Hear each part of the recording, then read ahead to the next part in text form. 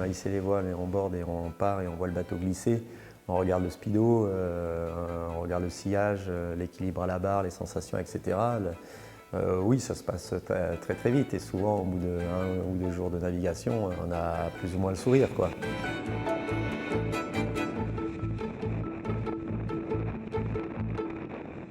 Je pense que la règle primordiale, c'est construire le bateau vite et après s'entraîner avec l'équipage pour que tout devienne mécanique. Et c'est ça, à mon avis, la solution, quoi.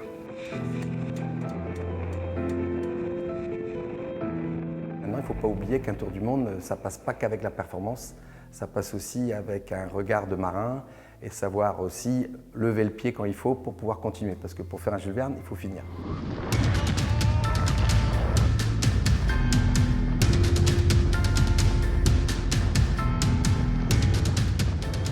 La performance de l'équipage, elle est aussi importante que la performance du bateau. Ça serait tellement frustrant qu'on ait un bateau extraordinaire et qu'on ne sache pas bien le mener sur la longueur. Donc la partie humaine, elle est importante et on se doit d'être collectivement et individuellement au plus haut niveau au moment où on part au trophée.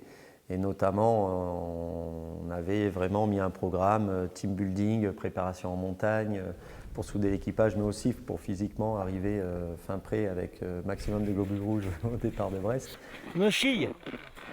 Je peux vous dire, pour certains Bretons, ça a été quelque chose. Donc, déjà, de ne plus voir l'horizon et d'être masqué par des sommets au fond d'une vallée, il y en a qui se sentaient très mal. La rencontre entre les marins et les montagnards est assez étonnante, oui, parce qu'on vit les mêmes défis, donc de projets, d'abnégation pour y arriver, d'efforts individuels et collectifs, qui est vraiment en montagne illustré par la cordée, quoi, vraiment. C'est-à-dire que chacun a son rôle nécessaire, indispensable, à la fois de performance, de surveillance, d'attention, d'abnégation, et chacun peut être la main qui va sauver l'autre à un moment ou à un autre. Il y a un moment ou un autre, il y a un qui est plus faible que le groupe. Donc l'avantage du collectif et du groupe et de l'équipage, c'est justement quand il y a un élément qui, pour X raison, fatigué ou mentalement un peu fatigué, c'est là où l'intérêt du groupe qui lui donne, bah, écoute, reste à la banette 1 heure ou 2 heures de plus. Moi, je suis en forme, ça va, je peux tenir. Et c'est ça le collectif. Le froid, on sait qu'on y va, et puis ça fait partie de la curiosité, quoi, de savoir comment on va se comporter dans le froid. Quelqu'un qui a froid, qui est dans une condition animale, parce que quand on était dans le sud sur les premiers tours du monde, c'est un peu ça quand même. Pour vous donner une idée, vous prenez votre duvet.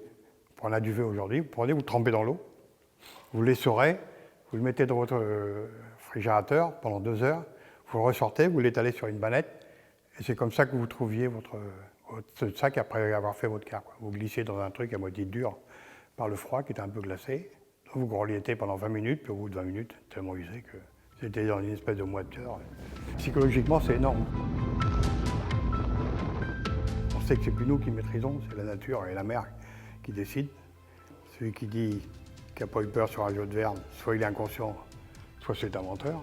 C'est inracontable en fait. C'est ça qui est terrible, c'est qu'on ne sait pas rencontrer exactement, il faut le vivre, quoi. Mais c'est immense, c'est immense.